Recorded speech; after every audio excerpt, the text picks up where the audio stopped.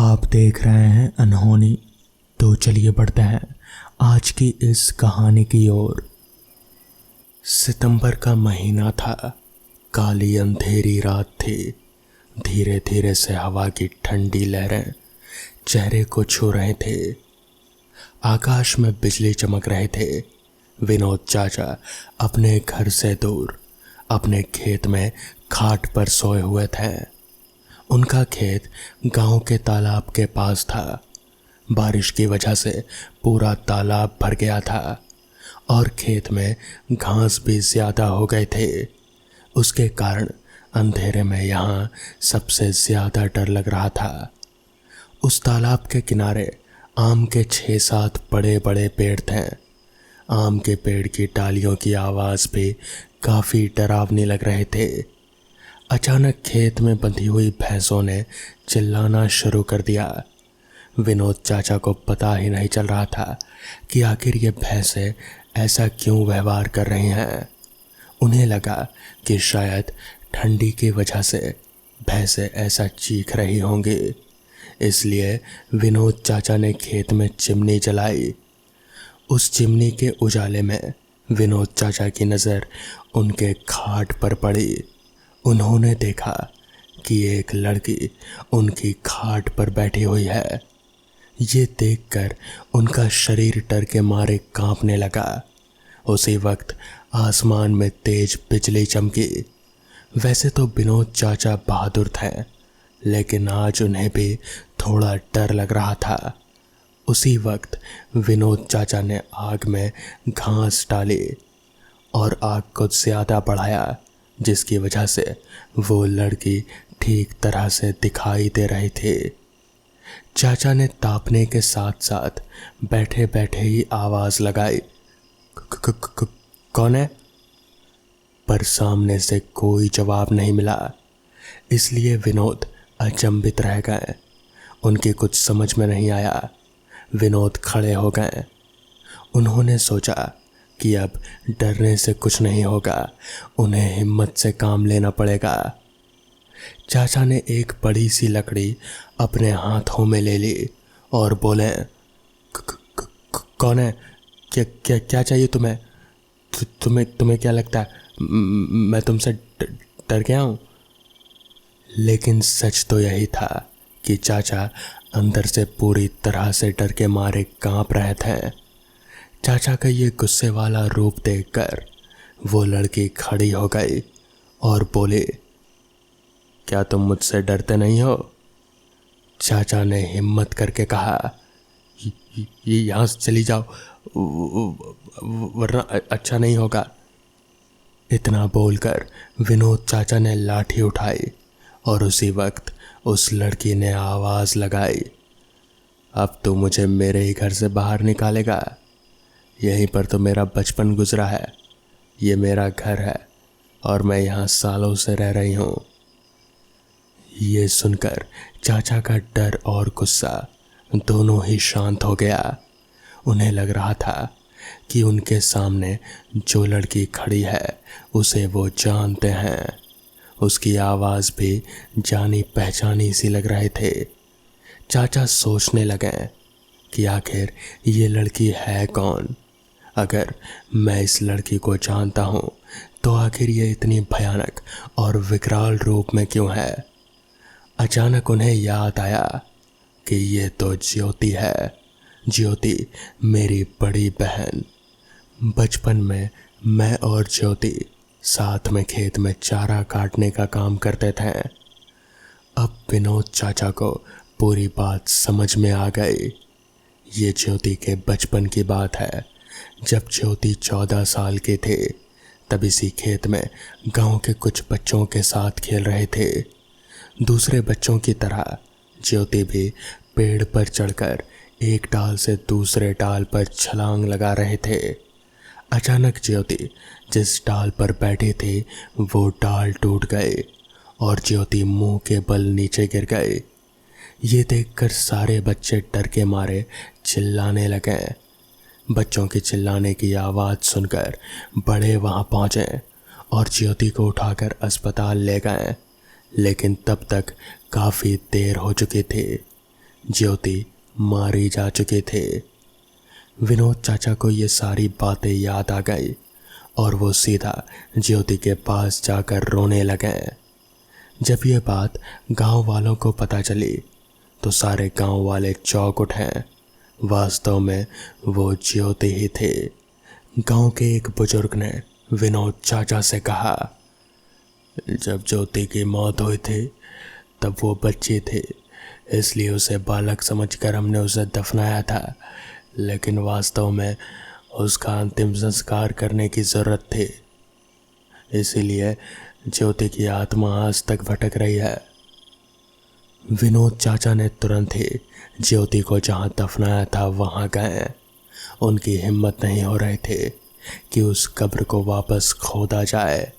किसी तरह हिम्मत करके उन्होंने उस कब्र को खोदा और वहां से ज्योति की हड्डियां निकाली।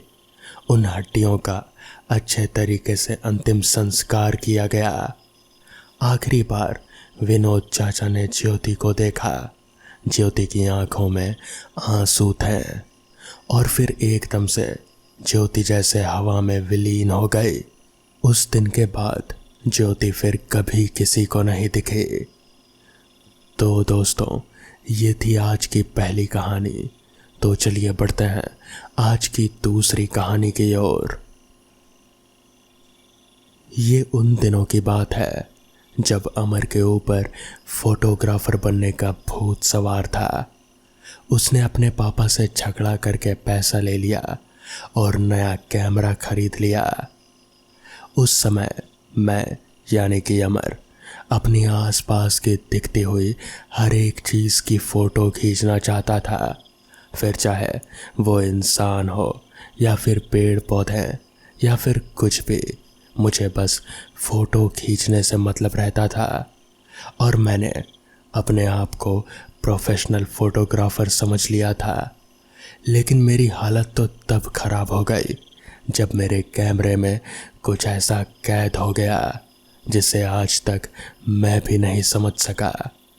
पहले तो मुझे लगा कि ये सिर्फ ब्लैक और वाइट फ़ोटो है, लेकिन जब ध्यान से देखा तो मेरे रोंगटे खड़े हो गए, क्योंकि उसमें मुझे एक परछाई से बनी दो आंखें दिखाई दे रहे थे और वो आंखें गुस्से से मेरे कैमरे के सामने दिख रहे थे। डर के कारण मैंने वो फ़ोटो तुरंत ही डिलीट कर दिया और कैमरे को कबर्ड में रख दिया। करीबन रात के 2 बजे के आसपास कबर्ड से धीरे धीरे आवाज़ सुनाई देने लगी। मैं बहुत ज़्यादा डर गया और डरते डरते मैंने कबर्ड का दरवाज़ा खोला तो मैंने देखा कि कैमरा कवर में से बाहर आ गया है और कैमरे ने मेरे सामने लेंस करके मेरा ही एक फ़ोटो क्लिक कर दिया। ये एक बहुत ही डराने वाली घटना थी।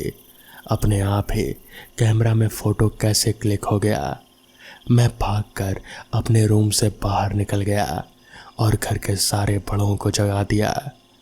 ये पूरी घटना सुन के बाद में पापा मेरे रूम में गए और मेरे कैमरे को चेक करने लगे, लेकिन उसमें मेरी कोई भी तस्वीर दिखाई नहीं दी। पापा ने ये देखकर मुझे कहा, ये सब तेरा भ्रम है। मुझे भी लगा कि ये मेरा भ्रम ही है। दूसरे दिन दोपहर में मैं नदी के तट पर बैठा कैमरे में से फ़ोटो खींच रहा था। बाद में फ़ोटो खींच लेने के बाद कैमरे में फ़ोटो देखने लगा। उसमें मैंने देखा कि वो जो फ़ोटो मैंने डिलीट कर दिया था वही भयानक फ़ोटो मेरी मेमोरी कार्ड में फिर से आ गया था। उसे देखकर मैं पूरी तरह से डर गया और तुरंत ही उस फ़ोटो को फिर से डिलीट कर दिया। जब मैंने बाकी के फ़ोटो देखा तो मेरे पैर डर के मारे थर थर काँपने लगे। ये वही फ़ोटो था जिसके बारे में मैंने पापा से बात की थी और इसी फ़ोटो में मेरे पीछे लाल रंग की आंखों वाली कोई आकृति नज़र आई। इस टाइम पर मैंने वो फ़ोटो डिलीट नहीं किया, लेकिन इसके अलावा मैंने बाकी के सारे फ़ोटोज़ डिलीट कर दिए और तुरंत ही कैमरा लेकर सीधे पापा को दिखाने के लिए गया। लेकिन हैरानी वाली बात तो ये थी कि जब मैंने पापा को कैमरा की मेमोरी दिखाई तो वो पूरी तरह से खाली थे, उसमें कोई फ़ोटो नहीं थे। उस दिन मेरे पापा मुझ पर काफ़ी गुस्सा हुए और बोले, अगर तुझे ये कैमरा पसंद नहीं तो फेंक दे या फिर बेच दे, लेकिन ऐसी बेवकूफ़ी वाली बातें मत कर। दूसरे दिन रात को फिर से मेरे साथ वही डर का आतंक शुरू हो गया। अब तो धीरे धीरे बंद कबर्ड में से ही फ़ोटो क्लिक की आवाज़ आने लगी। मुझे पता था कि मेरा ये कोई भ्रम नहीं है, क्योंकि मैं इन सब चीज़ों को नहीं मानता हूँ। मैं तो एक नास्तिक हूँ। सुबह मैंने हिम्मत करके कैमरा बाहर निकाला और फिर से मेमोरी देखने लगा। उसमें कोई भी फ़ोटो नहीं था, लेकिन एक काली फ्रेम वाला फ़ोटो मुझे फिर से दिखाई दिया, जिसमें लिखा था, मुझको कैद करने की सज़ा तेरी जान देकर चुकानी पड़ेगी। वो फ़ोटो देखकर मेरे तो होश ही उड़ गए। मेरी दिल की धड़कनें एकदम से बढ़ गई। मुझे ये भी पता था कि ये धमकी वाला फ़ोटो अगर किसी को दिखाने के लिए भी जाऊंगा तो उससे पहले ही ये मेमोरी कार्ड से डिलीट हो जाएगा। 45,000 में ख़रीदा हुआ कैमरा मैंने 20,000 में बेच दिया। मुझे नहीं पता था कि आखिर किस तरीके से वो चीज़ मेरे कैमरे में कैद हो गई, लेकिन वो भूत या फिर वो जो कुछ भी था यही समझ रहा होगा कि मैंने उसे जानबूझकर कैमरे में कैद किया। अब तो मुझे फ़ोटोग्राफी और कैमरे से डर लगने लगा कि कहीं वो कैमरे वाला भूत मुझे मार तो नहीं देगा। तो दोस्तों, ये थी आज की दूसरी कहानी। तो चलिए बढ़ते हैं आज की आखिरी कहानी की ओर। राजीव और प्रताप दोनों ही एक पार्टी से वापस लौट रहे थे। रात के 10 बज रहे होंगे। राजीव बड़ी ही तेजी से गाड़ी चला रहा था। यार, इतनी तेज गाड़ी क्यों चला रहा है? प्रताप ने सिगरेट का कश लगाते हुए कहा। राजीव ने कुछ नहीं कहा और बस गाड़ी चलाने पर ध्यान देता रहा। यार राजीव, मैं तुझसे कुछ पूछ रहा हूँ और तुम अपनी ही धुन में गाड़ी चलाए जा रहे हो। अभी चुप रहो, शमशान का रास्ता शुरू हो रहा है और मुझे जल्दी से जल्दी इस सुनसान रास्ते को पार करना है। राजीव ने ड्राइविंग करते हुए प्रताप से कहा। क्या यार, तुम भी भूत प्रेत पर विश्वास करते हो? शमशान का रास्ता है तो क्या हुआ? प्रताप ने हंसते हुए कहा। राजीव ने उसकी बात का कोई जवाब नहीं दिया और गाड़ी तेजी से चलाता रहा। तभी एक लड़की तेज गति से भागती हुई विपरीत दिशा से सीधी आकर उनके गाड़ी से टकराई। एक भयानक चीख उठी उस लड़की की। राजीव और प्रताप दोनों भी चीख पड़े। राजीव ने जोरदार ब्रेक मारी। गाड़ी रुक गई। टायर से धुआं निकल रहा था। राजीव ने मजबूती से स्टीयरिंग पकड़ ली थी तो वहीं सामने बैठे प्रताप ने गाड़ी के डैशबोर्ड को। गाड़ी की लाइट ऑफ हो चुकी थी। अंदर भी और बाहर भी घना अंधेरा छा गया था। राजीव ने अपनी सांस रोक ली। उसे लगा कि अब वो नहीं बच पाएंगे। आंखें मूंदे स्टीयरिंग पर पड़ा था। उसने प्रताप की ओर देखा। अपनी सांसों को नियंत्रित करते हुए एकटक आंखें फाड़कर बाहर की तरफ देख रहा था प्रताप। राजीव, राजीव, क्या हुआ तुम्हें? तुम ठीक तो हो? कहते हुए प्रताप ने उसके माथे को टटोला। कौन है? कौन है? राजीव ने हड़बड़ाते हुए कहा। मैं हूँ राजीव, तुम ठीक तो हो? हाँ, मैं ठीक हूँ, पर वो लड़की कहाँ गई? लड़की? कौन लड़की? प्रताप ने हैरान होते हुए कहा। वही जो अभी अभी गाड़ी से टकराई थी। राजीव ने उसकी हैरानी दूर करते हुए कहा। पर मैंने तो कोई लड़की नहीं देखी। राजीव ने प्रताप की बात का कोई जवाब दिए बिना धीरे से कार का दरवाज़ा खोला और कार के बाहर आकर आगे पीछे चारों तरफ देखने लगा। कार से 2-3 मीटर की दूरी पर कोई लड़की औंधे मुंह गिरी पड़ी थी। डरते डरते राजीव उस लड़की के पास गया।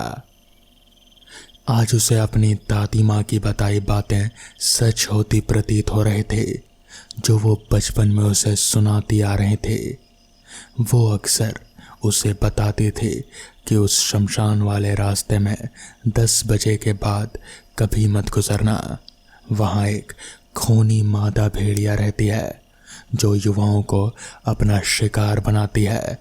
कहते हैं किसी बड़े घराने की कोई लड़की की डोली उधर से ही गुजर रहे थे और किसी अज्ञात रूहानी ताकत ने भेड़िए के रूप में आकर उस औरत को मार डाला।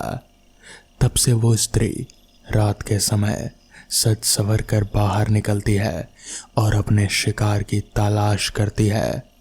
फिर अपने भयानक वेयरवुल्फ के रूप में बदलकर अपने साथ लड़कों को ले जाती है। फिर उनका क्या करती है आज तक कभी पता नहीं लगा। कई लोग रहस्यमयी तरीके से गायब हो चुके हैं। आज भी वहां से गुजरने वाले लोगों का मानना है कि जिस भी वहशी दरिंदे ने नरपच्छी भेड़िए के रूप में उस स्त्री का कत्ल किया था, वो उसका बदला पूरे पुरुष समाज से लेना चाहते थे। गुर्राहट की आवाज के साथ राजीव अचानक से चौंक उठा। उसने चारों तरफ देखा, कोई नहीं था। फिर किसी कुत्ते या भेड़िए की गुर्राहट सुनाई दी। राजीव ने उस लड़की की नब्ज को टटोला जो अभी भी औंधे मुंह पड़ी थी। उसका शरीर पूरा ठंडा पड़ चुका था, पर नब्ज धीमी गति से अभी भी चल रहे थे। उसने उस लड़की को पुकारा, कौन हो तुम और इतनी रात के यहाँ इस सुनसान शमशान के पास क्या कर रही हो? गुर्राहट की अचानक ही एक आवाज आई और वो लड़की उठी। उसके भयानक विभत्स चेहरे को देखकर राजीव की चीख निकल गई। उसकी शक्ल एक लड़की से धीरे धीरे एक भेड़िए के रूप में परिवर्तित हो रहे थे। दांत भयानक रूप से बाहर निकलने लगे थे, एकदम नुकीली।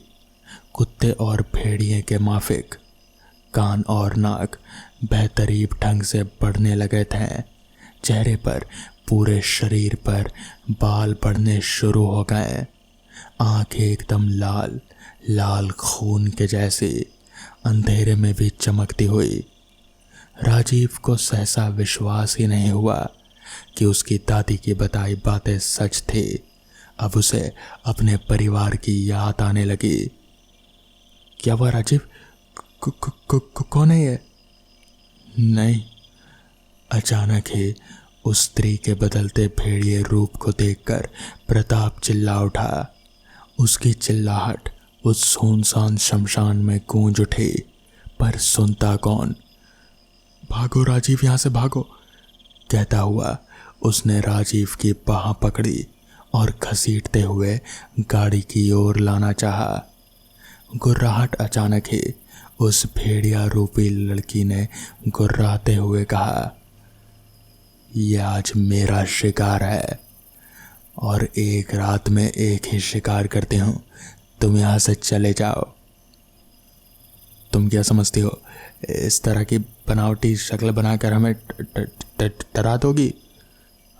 अपनी जान प्यारी है तो यहाँ से भाग जाओ, कहता हुआ प्रताप ने अपनी रिवॉल्वर निकाल ली। तभी उस मादा आदमखोर भेड़िए की शक्ल में वो लड़की की अट्ठास की आवाज़ आई। कभी उसकी शक्ल भेड़िए की हो जाती तो कभी लड़की की। ये देखकर प्रताप के शरीर से ठंडे पसीने निकलने शुरू हो गए। कौन हो तुम और हमें मारकर क्या हासिल होगा? अभी बताती हूँ, कहते हुए उस भेड़ियानुमा स्त्री ने अपने भयानक जबड़े को खोला और राजीव को जबड़े में लेते हुए वहां से दौड़ पड़ी। राजीव, राजीव, चिल्लाता रह गया प्रताप और वो खूनी मादा आदमखोर भेड़िया राजीव को लेकर अंधेरे में गायब हो गई। प्रताप को कुछ समझ में नहीं आया, इतनी जल्दी और पलक झपकते ही ये घटना हुई। वो अंधेरे में ही उधर ही दौड़ पड़ा जिधर वो भेड़िया राजीव को लेकर गए थे। चारों तरफ अंधेरा था, कोई गुफा लग रहे थे। भेड़िया उसे अपने जबड़े में दबाए दोनों हाथों से सहारा दिए एक तरफ बढ़ती जा रहे थे। कौन हो तुम और मुझे क्यों मारना चाहती हो? राजीव ने उसके जबड़े से निकलने की असफल कोशिश की। उसे लग रहा था कि उस मादा नरभक्षी भेड़िए के चंगुल से शायद वो जिंदा वापस नहीं जा पाएगा। फिर भी उसने हिम्मत नहीं हारी और बोला, तुम मेरी बात का जवाब क्यों नहीं देती? तभी उस भेड़िए ने राजीव को जबड़े से बाहर निकाला और अपने हाथों से धक्का दिया। वो लुढ़कता हुआ एक पत्थर से टकराया। उसके सामने एक डरावनी मूर्ति बनी हुई थी जिसके आगे एक दिया जल रहा था। अभी वो कुछ सोच ही रहा था कि अचानक ही उसे फिर उसी भेड़िए की आवाज़ सुनाई दी जो कि बहुत ही तेजी से गुर्रा रहे थे। कौन हो तुम और मुझे यहाँ क्यों लाई हो? राजीव जोर से चीखते हुए बोला, मुझे एक श्राप से मुक्ति पानी है। तभी एक आवाज़ गूंज उठी जो कि किसी भेड़िए और औरत की मिली जुली आवाज़ थी। कैसा श्राप? तुम मेरा 100वां शिकार हो और आज मैं इस श्राप से मुक्त हो जाऊंगी। आज मुझे आज़ादी मिल जाएगी। जिसके बाद उस भेड़िया स्त्री ने बताना शुरू किया वो श्राप जो उस रूहानी ताकत वाले आदमखोर भेड़िए ने मुझे गले में काट कर दिया था। उसी की वजह से मैं भेड़िए के रूप में बदल चुकी हूँ। उसका खून मेरे खून में मिल गया था और उसकी रूहानी ताकत मेरे अंदर आ गई। मैं मुक्ति चाहती हूँ। मैं थक चुकी हूँ इस भेड़िया मानव के रूप में। उसकी सारी बातें सुन राजीव बोला, पर किसी निर्दोष को मारकर अपने श्राप से कैसे मुक्त हो सकती हो? बल्कि पाप के दलदल में तुम धंसती जा रही हो। वो रूहानी ताकत वाला आदमखोर भेड़िया मानव बस तुम्हें धोखा दे रहा है, तुम्हारा इस्तेमाल कर रहा है वो। फिर दोनों के बीच कुछ बातें इशारे में हुई। मैं तुम्हारा विश्वास कैसे कर लूं? मैं तुम्हें नहीं छोड़ूंगी। कहते हुए उसने फिर से राजीव को अपने दोनों हाथों से किसी बच्चे के माफिक उठा लिया और एक तेज गड़गड़ाहट हुई और फिर तभी अचानक से गोली चलने की एक तेज आवाज़ आई। दरअसल वहाँ पर प्रताप पहुँच चुका था और प्रताप ने गोली सीधे उस वेयरवुल्फ के दिल में मारी थी, जैसा कि एक वेयरवुल्फ को मारने के लिए ही गोली चलाया हो। वो वेयरवुल्फ एकदम से ज़मीन पर जा गिरी और तभी वो धीरे धीरे बदलने लगी और उसका पूरा चेहरा वापस से एक खूबसूरत लड़की में बदल गया। राजीव तुरंत ही भागकर उस लड़की को उठाने की कोशिश करने लगा। वो उसे किसी भी हाल में मरने नहीं देना चाहता था, मगर अब तक बहुत देर हो चुकी थी। उस वेयरवुल्फ ने, या फिर यूं कहें कि अब उस लड़की ने राजीव के हाथों में ही अपना दम तोड़ दिया। राजीव की आंखों से भी कहीं ना कहीं आंसू के 2 बूंद छलक आए। खैर, इसके अलावा और कोई चारा भी नहीं था। जिसके बाद प्रताप ने राजीव को संभाला और वो दोनों दोस्त वहाँ से निकल गए।